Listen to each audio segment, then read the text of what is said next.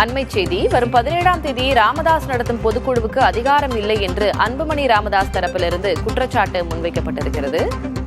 பாமக வழக்கறிஞர் பாலு இதனை கூறியிருக்கிறார். ராமதாஸ் நடத்தும் பொதுக்குழுவுக்கு அதிகாரம் இல்லை என்று அவர் பேசியிருக்கிறார். அவர் பேசியவற்றை பார்க்கலாம். அதான் நான் சொல்றேன். அவர் முன்பால் நீக்கப்பட்டவர். அவருடைய நடவடிக்கைகள், அவருடைய செயல்பாடு நம்பகத்தன்மை இல்லை என்ற காரணத்தினால் நீக்கப்பட்ட ஒரு நபர். இன்னும் சொல்ல போனால் மருத்துவர் ஐயா அவர்கள் அந்த நபரை தைலாபுரம் தோட்டத்துக்குள்ளேயே உள்ளே விடக்கூடாது என்று சொன்ன நபர் தான் இந்த நபர். இன்றைக்கு அவர்தான் ஐயாவினுடைய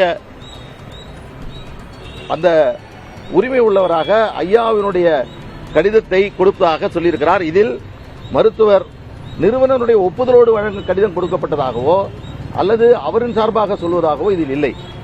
யார் அடுத்த நிலையில் இருக்கக்கூடியவர்கள் அவர்கள் கடிதம் எழுத வேண்டும். யார் இந்த பையன்? எங்கிருந்து வந்த அந்த பையன்?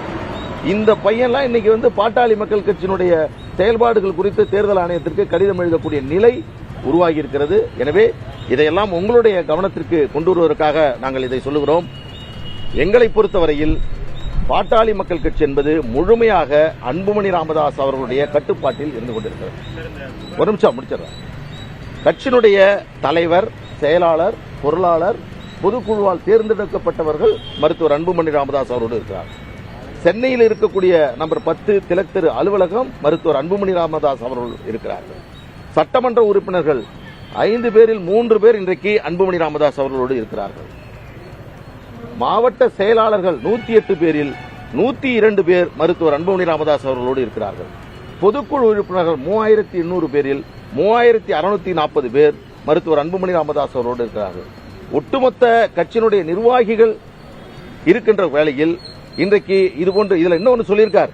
அதை சொன்னா உங்களுக்கே வருத்தமா இருக்கும். என்னன்னா, இந்த ஒரு கடிதம் போறோம்.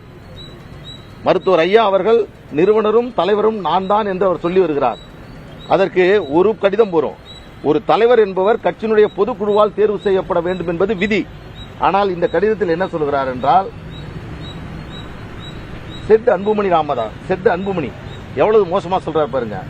Was made executive president whose tenure starts from 30th May 2025. From that day, he cannot give a color of president as it has been taken by the assuming charge by the founder himself as a president. என்ன சொல்றாரு இவரு? நிறுவனர் தானாகவே தலைவராக. பாமக வழக்கறிஞர் K Balu செய்தியாளர்களிடம் பேசியிருக்கிறார். கடந்த 9ஆம் தேதி அன்புமணி தலைமையில் நடத்தப்பட்ட பொதுக்குழு கூட்டம்தான் சட்டப்படி செல்லும் என்றும், வரும் 17ஆம் தேதி ராமதாஸ் நடத்தும் பொதுக்குழுவுக்கு எந்த அதிகாரமும் இல்லை என்றும் அன்புமணி தரப்பிலிருந்து வழக்கறிஞர் பாலு குற்றச்சாட்டினை முன்வைத்திருக்கிறார். கட்சி முழுவதுமாக அன்புமணி ராமதாஸின் கட்டுப்பாட்டில்தான் இருக்கிறது என்றும் அவர் செய்தியாளர்கள் சந்திப்பில் கூறியிருக்கிறார்.